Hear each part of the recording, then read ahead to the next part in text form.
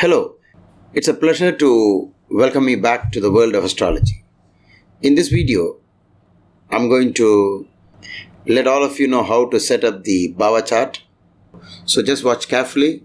You have the Rashi chart here and then the Bhava chart here. And if you don't find this one here, don't panic. All you need to do is right click and choose whatever chart you want here. So let's replace the Bhava with Ashtamsa, so you find the Bhava chart has just disappeared.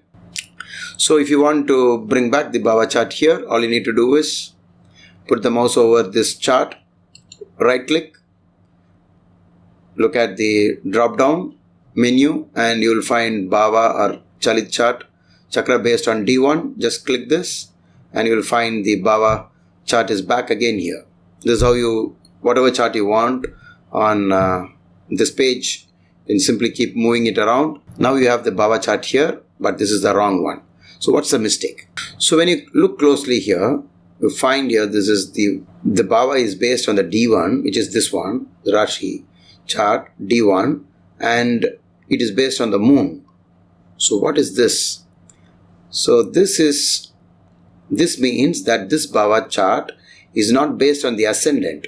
For example, the ascendant is at 25 degrees 31 minutes of Sagittarius, and this is the actual Lagna point, and we expect the Bhava chart to be calculated using this as the midpoint, or this is the reference point. But instead what you see here is the moon has become the reference point, which is a big mistake. So what you do is you right click and as we have done before, choose the Bhava chart. But this time, you just move your mouse to the right side and come all the way down.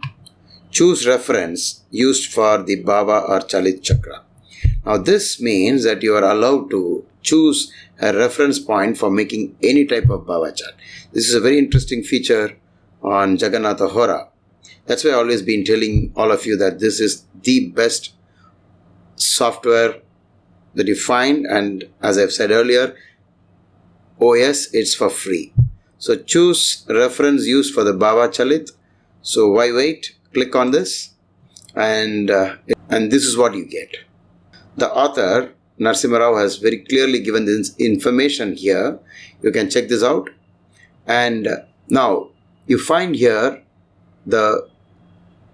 this Bhava chart is using the moon as the reference point. So click this and look all over, you get plenty of options.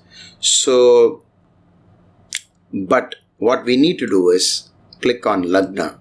So because this is going to be the reference point from now on, and this is the real Bhava chart. And you get here, Lagna is in the middle of the first house. Obviously the Lagna is the midpoint of each house.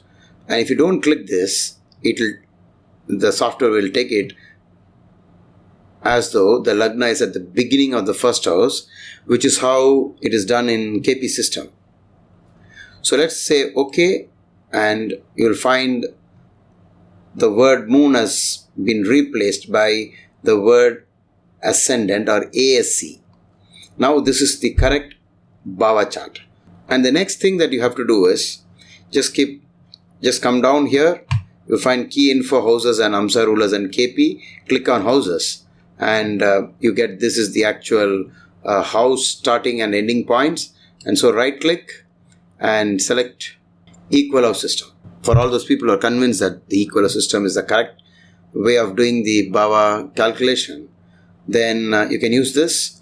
But in case some of you out there wants to use Sripati as the method for doing the house division, then you can use that.